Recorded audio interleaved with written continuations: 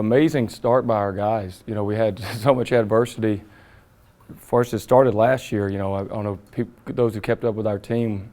You know, we almost had to cancel our season 3 different times. We got down to 5 scholarship players at one point. We kept trucking along, and then we get here in June, new team, new group, a bunch of young guys, pretty much all freshmen and sophomore, and everything goes right.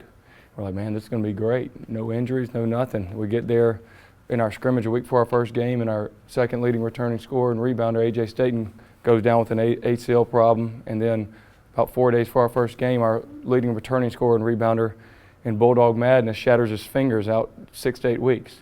So we're sitting there like, our 2 leading returning scorers and rebounders are gone for at least a couple months. How will we respond? And it's been amazing to see our guys' response. You know, we are 8-2.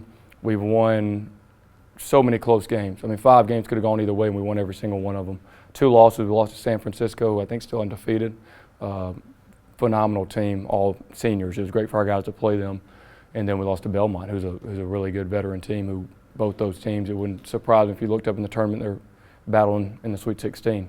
So, you know, those guys that I mentioned, then we had Quez Glover, who's leading our conference in scoring and assists right now, or one of the leaders in assists. He didn't get to play the last 2 games. He hurt his heel.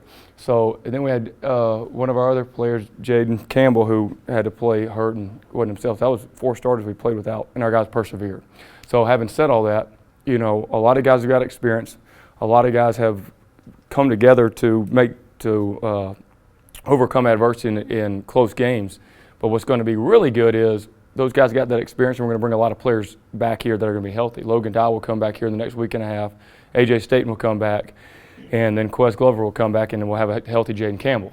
So to get to this point and to get to have all these guys coming back, and those guys who may have not got those same minutes got a lot of experience, I feel really good about our group, and I feel really good about our group, especially after Christmas. So happy with where we are and happy to see where we can go. You know, it's great. We got a real tight group. You know, you'll talk to 2 guys here. They can speak on that. But, you know when you're around winning, what winning looks like, you know. And what I can tell you is this group, they're about winning. And, you know, I've been around groups and I've been around a group before that you could tell they weren't about winning. And so I think when you're about winning, it makes coaching fun, you know, and it makes any game, regardless of the circumstances, you coming out on the right side of that possible. Well, you know, like I said, when you're young, you know, I think we have Logan Dye as a junior, Jacob is trying as a senior, and then we have Richardson Matre, who's a senior, and then everybody else is a freshman and sophomore. So, particularly with the young team, they got to see what it's like in these close games, because in the conference, and then conference tournament time, all those games are decided by 1, 2, 3, or 4 points. You know, so our guys got to see what wins those 1, 2, or 3 point games, and it could be a tip in here, a loose ball there, and that's what our guys have been able to do. You know, we hadn't shot it great in every game. We hadn't, you know, overwhelmed a team with size, but you know, we found ways to do the small things to come out on top. Yeah. Our league's phenomenal. You know, I wish I had Dave Good up here to tell the stats of the league. You know, I think every team in our conference is in the top 200 RPI. There's only 5 or 6 leagues in the country that have that. Right now, I think we're currently in the 8th ranked league in the country. You know, so I mean, and you think about the resources of our teams compared to some of those that are behind us, you know, overachieving basketball league. I think that if, you know, the football's played at a different level, you know, and America's a football country, you know what I'm saying? And so they always equate, like, you know, we beat Oregon State. And they're like, oh my, man, what an amazing win. That's unbelievable, crazy. You know, then it's like we lose to Belmont. Man, I can't believe we lost to Belmont. You know what I'm saying? It's like, you know, I mean, Oregon State's a good team, but, you know, Belmont's a really good team, you know. And so I think what happens is they equate football to basketball a lot of the times. But, you know, our league for basketball, I mean, it's something else. And, you know, what you see is you don't just see great players. Obviously, we've had great players. Steph Curry played in our league. We've had players in the pros. What you see is great teams. You know, you really see that. You see great teams. And I don't think enough is mentioned about it. You know, you look at all the non-conference wins against Power Fives. It's just every year. It's a regular deal.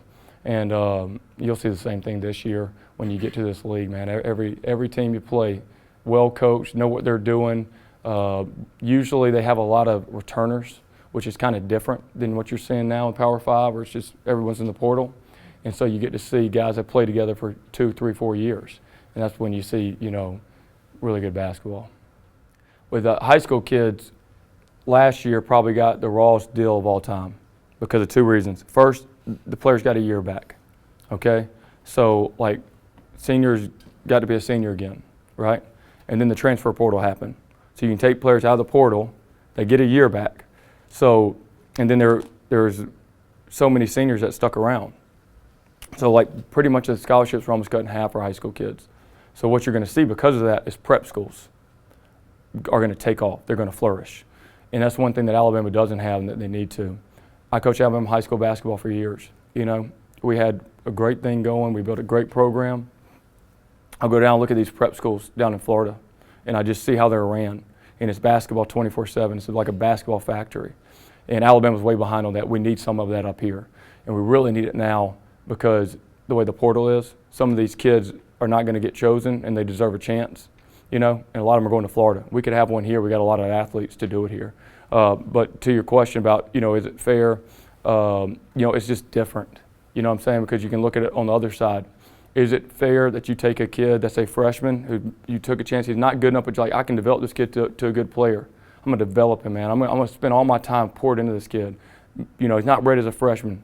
Gets closer as a sophomore. As a junior, I got him ready. Oh, hey, by the way, I'm going to transfer up.